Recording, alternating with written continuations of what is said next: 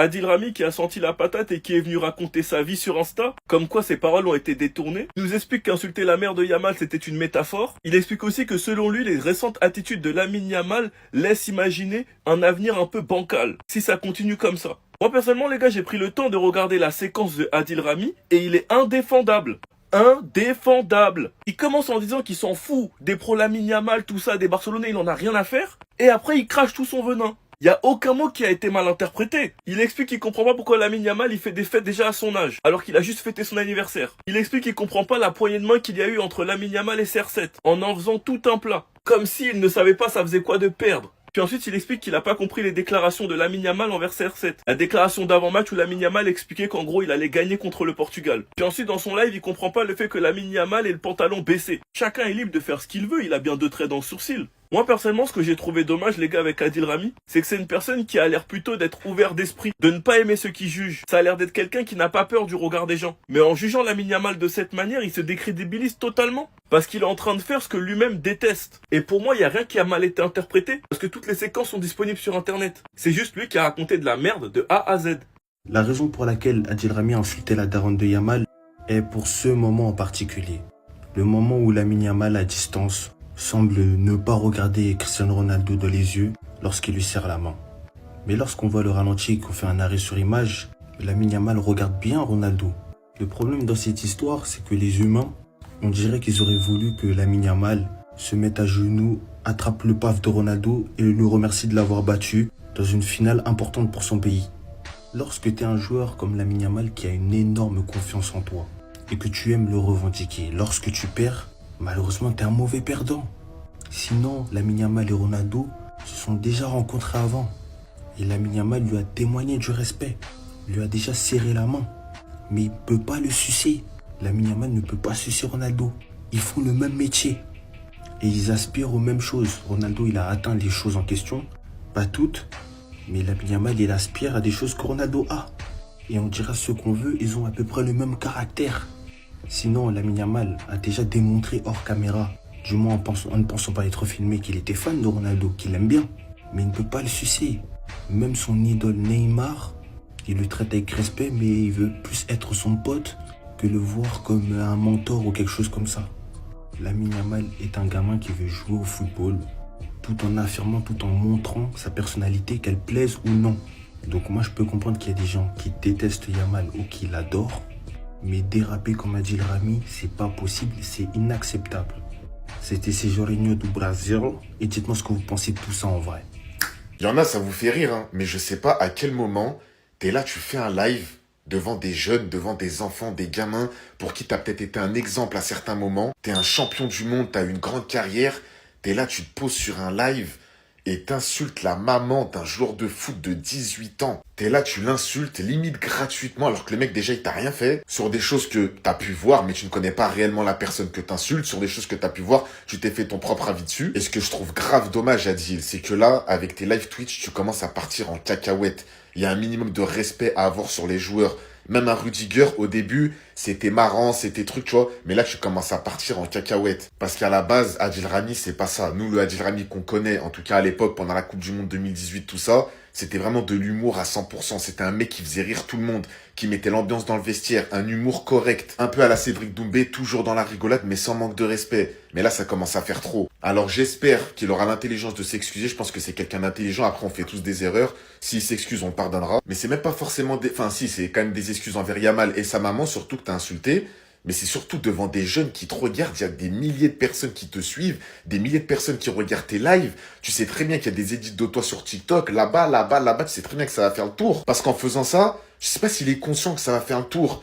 En disant ça, tu sais très bien, Adil, que ça va faire le tour. Et là, ce que t'as dit, tout le monde l'a vu. Alors, il y en a qui vont rigoler, mais il y en a beaucoup qui l'ont pris comme un manque de respect. Et c'est tout à fait normal. Ceux qui gèrent les réseaux du Barça, vous êtes nuls. Vous êtes très très nuls. Vous êtes zéro. Comment vous avez fait pour poster cette vidéo avant l'annonce officielle du joueur? Vous la postez accidentellement. Vous êtes nuls, vous êtes zéro, vous êtes bidon. La vidéo de Rashford qui fait partie du rituel habituel de l'équipe sociale du Barça pour accueillir les nouveaux joueurs a été visible sur YouTube quelques minutes mais a été retirée par le club. Oui, car c'est une erreur. Et franchement, ceux qui gèrent les réseaux du Barça, vous êtes zéro, vous êtes nuls, vous êtes bidon, vous êtes zéro. Déjà que quelques images qui ont été effectuées dans un lieu privé du Barça ont réussi à leak sur la présentation de Marcus Rashford, on n'a rien dit. Déjà que Rashford et le Barça s'est fait depuis dimanche et que l'annonce se fait uniquement mercredi à 18h, on n'a rien dit. On a d'ailleurs pu l'apercevoir même à l'entraînement juste ici. Mais là, réussir à faire leak 10 choses que vous devez savoir sur Rashford, alors qu'il a même pas encore été officialisé par le club, sur la page officielle du club, c'est de l'incompétence. Je suis désolé les gars, mais ça c'est de l'incompétence et du manque de professionnalisme. Enfin bref, on veut plus de gaffe. Déjà qu'il a reçu le feu vert pour pouvoir voyager avec l'équipe en pré-saison, on attend son officialisation à 18h. Nous savons donc aussi qu'il y a une vidéo qui est déjà prête pour lui. Enfin bref, sinon vous les gars, vous en pensez quoi? Ramenez sur Snap, on s'ennuie. Non, ils veulent pas de cette fumée là les gars, ils veulent pas avoir des flashbacks. Breaking, Marcus Rashford portera le numéro 14 au FC Barcelone. En hommage à son idole Thierry Henry, il avait d'ailleurs déclaré en juin: mon modèle est Thierry Henry, grâce à lui, j'aime de plus en plus jouer numéro 9. D'ailleurs, Marcus Rashford a été repéré à l'entraînement aujourd'hui. Guettez ce qu'il nous dégaine. Ça c'est Rashford ça? Oh non, le poteau, on dirait un stadier, il a des trucs sur les genoux, mais ça c'est pas Rashford ça les gars. Bref, en tout cas, vers 18h, va y avoir l'annonce officielle. Laporta, il vient d'arriver dans les bureaux au moment où je tourne la vidéo, donc ça va être carré. Par contre, la communication du FC Barcelone, zéro. Ils ont officialisé Marcus Rashford avant l'officialisation. Il y a que chez nous qu'on peut voir des trucs comme ça. Sur le compte officiel du Barça, ils ont mis une vidéo en mode Welcome Marcus, mais le club lui-même, ils ont pas annoncé la signature. Bref, qu'est-ce que vous voulez que je vous dise? En tout cas, Marcus Rashford a reçu le feu vert pour jouer, il pourrait jouer contre le Vissel Kobe dimanche, et ça veut dire qu'il a fait une préparation de fou malade. Parce que s'il a passé les tests médicaux et que le Barça a jugé qu'il était apte pour jouer, c'est qu'il se l'est buté de fou avant de venir. Mais de toute façon, on voyait déjà avant, il y avait des vidéos, des photos qui sortaient, il s'entraînait toujours à la salle. Donc moi, j'ai hâte de le voir et je pense qu'il finira par jouer numéro 9 dans notre club. Dites-moi vous en pensez en commentaire, les gars, j'espère que vous amenez, vous êtes des bons de nous, on avance. On est où là? On est où là? On est à Barcelone. On est avec qui ça? On est avec Marcus Rashford. On est où là? On est à Barcelone. On est avec qui? Marcus Rashford. C'est qui ça? C'est qui ça? Regardez les exercices, regardez bien. Hein. Le meilleur gardien du monde, regardez, regardez.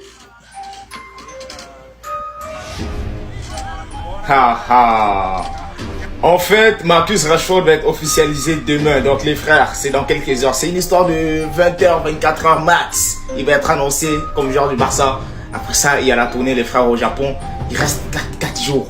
Les frères, 4 jours. Le premier match, c'est dimanche. Il reste 4 jours. Je suis impatient, je vous ai dit, les frères. Toutes les infos, toutes les petites vidéos qui sortent. Moi, je les prends, je les dépose ici. Et on s'y débarrasse. Franchement, on kiffe. Les frères, kiffez le moment. Kiffez le moment. Parce que les frères, on vient de loin. Le Barça, il fait une époque. On vient de loin, les frères. Kiffez le moment. Et c'est mérité, hein. Attention. Hein. Rashford. Les nouvelles infos arrivent bientôt. Les supporters du Barça, les gars, on doit être conscient que là, actuellement, on est dans une époque dorée du club. Il y a même pas 3 ans de ça, on était en Europa League et là, regardez ce qu'il y a derrière moi. Les visages, ils parlent d'eux-mêmes. Cette saison, ils nous ont régalé. Et il y a même des nouveaux visages comme Rashford qui vont venir tout casser. Je sais pas si vraiment là, vous mesurez l'équipe qu'on a là, les joueurs qu'on a là. Bon, après, on sait pas comment Flick va s'organiser avec la compo, les tactiques, tout ça, parce que là, il y a Rafinha en 10, Rashford à gauche, alors qu'on nous dit que Rashford, il viendrait en remplaçant. Mais là, cette année, on est passé à ça de gagner la Ligue des Champions, c'est maintenant, là. Je sais pas si vous le sentez comme moi. C'est maintenant, c'est cette année. C'est cette année, c'est l'année prochaine, c'est dans 3 ans. Là, on a encore un Lewandowski qui va faire normalement sa dernière année, qui est encore en forme. On a un Yamal qui est exceptionnel. On a Koundé, on a Koubarsi, Martinez, Baldé, Pedri, Rafinha. On a Ferran Torres sur le banc qui est exceptionnel. En remplaçant, on a Rashford qui vient d'arriver. Cette année, s'il vous plaît, régalez-nous. Je sais pas si je suis seul qui le sent comme ça, mais c'est maintenant là, c'est maintenant. Avec l'équipe qu'on a, avec le coach qu'on a, avec la mentalité qu'on a montré cette année, j'accepterai pas qu'on sorte en 8e de finale. J'accepterai pas qu'on ne remporte pas la Liga. Je n'accepterai pas qu'on soit éliminé en quart de finale contre un Inter ou contre un Bayern ou contre qui vous voulez. Cette année, on va parler objectivement. S'il n'y a pas le PSG, on est la meilleure équipe du monde. Il y a personne qui parle avec nous. Même si oui, on s'en est pris 7 contre l'Inter, je sais pas quoi. On leur a mis des buts aussi. Le PSG s'en ont pris 3 contre Chelsea en finale de Coupe du Monde des clubs. C'est pas pour autant que c'est pas la meilleure équipe du monde. Même, j'en ai oublié plein. Dani Olmo, Fermin Lopez. Il y en a trop. Régalez-nous. Beaucoup de Barcelonais sont en train de s'affoler pour leur quatuor d'attaque. Mais laissez-moi rire, j'ai 2 ou 3 questions à vous poser. Est-ce que sur les 4 là, vous avez des certitudes? Vraiment, venons, on en parle sérieusement. Parce que moi, les gars, ouais, Lamine Yamal, pour moi, c'est la seule certitude. Il est jeune, il est efficace, je sais que lui, ses saisons, les gars, elles vont être monstrueuses. En tout cas, c'est ce que je pense. Mais le reste, qu'est-ce que vous en pensez, vous? Vous pensez que Lewandowski, les gars, plus son âge il avance, moins forcément il peut courir, moins forcément il peut s'adapter au jeu de Flick. On l'a vu les gars, la deuxième partie de saison de Lewandowski, elle est vraiment pas ouf. Il continue à marquer des buts importants parce que c'est un grand buteur. Mais attention. Ensuite, les gars, Rafinha, saison exceptionnelle. Meilleure saison de sa vie, 27 ans. Est-ce qu'il peut reproduire ça? C'est pas un joueur comme Lamine Yamal. Yamal, je suis sûr qu'il peut reproduire ce qu'il a fait. Rafinha, les gars, je sais pas. Est-ce qu'il va pouvoir reproduire la même saison? Attention, les gars. Il est à son prime. Peut-être qu'on le verra plus jamais à ce niveau-là. Et pour ce qui est de Rashford, les gars, je vous rappelle qu'il a été recalé de Manchester United. Je vous rappelle aussi, les gars, qu'à Aston Villa, ça a pas très bien marché. Je vous rappelle, les gars, que c'est un joueur qui a eu des problèmes physiques, qui a eu pas mal de blessures, qui a eu des soucis mentaux aussi qui l'ont éloigné des terrains. Est-ce que ce gars-là est apte pour prendre la pression du FC Barcelone? Est-ce que physiquement, il est apte à rentrer dans cette équipe du FC Barcelone et de faire les efforts que Hansi Flick demande? C'est pour ça, les gars, arrêtez de vous enflammer sur l'attaque. On sait très bien, les noms ne font pas l'attaque. On a vu le Real Madrid cette saison, les gars, ils avaient des super noms et pourtant, regardez bien. Bon les gars, c'est bon, vous êtes amusés avec les Laporta out, etc. C'est l'heure du bilan maintenant. Voyons voir ce que les socios, eux, pensent de Laporta. Puisque de toute façon, c'est eux qui décident. En effet, les membres du Barça, les socios donc, ont rédigé un rapport de satisfaction sur l'année 2024-2025. Et il commence avec la satisfaction à l'égard de la direction. Et on a 86% des membres qui approuvent la performance du conseil d'administration actuel. Et parmi ceux-là, 64% jugent le travail de très bon à excellent. Donc déjà les gars, vous êtes mal barrés là. Ensuite, ils ont donné une note à toutes les décisions marquantes prises par le club. Et ils ont commencé par la nomination d'Hansi Flick, pour laquelle ils ont donné une note de 9,5 sur 10. Les autres décisions, c'est le partenariat avec Spotify, 8,4 sur 10, ce qui n'est pas négligeable. Ensuite, on a le renouvellement du contrat de Nike, 8,2. La note de Dani Olmo et Pau Victor, quant à elle, est de 7,4. Et pour finir, l'avancée du projet Espai Barça, qui elle a eu 6,6 sur 6, un peu moins, parce que là, on connaît le contexte, etc. Donc, en conclusion, les résultats montrent une grande satisfaction des membres à l'égard de la gestion du club, et notamment dans les décisions sportives, identitaires et sociaux. Cependant, il existe quelques réserves sur les infrastructures et les projets financiers. Donc là, concrètement, à quelques mois des élections présidentielles, Laporta a toute la confiance des socios. Donc, vous pouvez continuer à écrire Laporta out dans toutes les publications que vous voulez, à part avoir des douleurs aux doigts, ça ne va rien changer.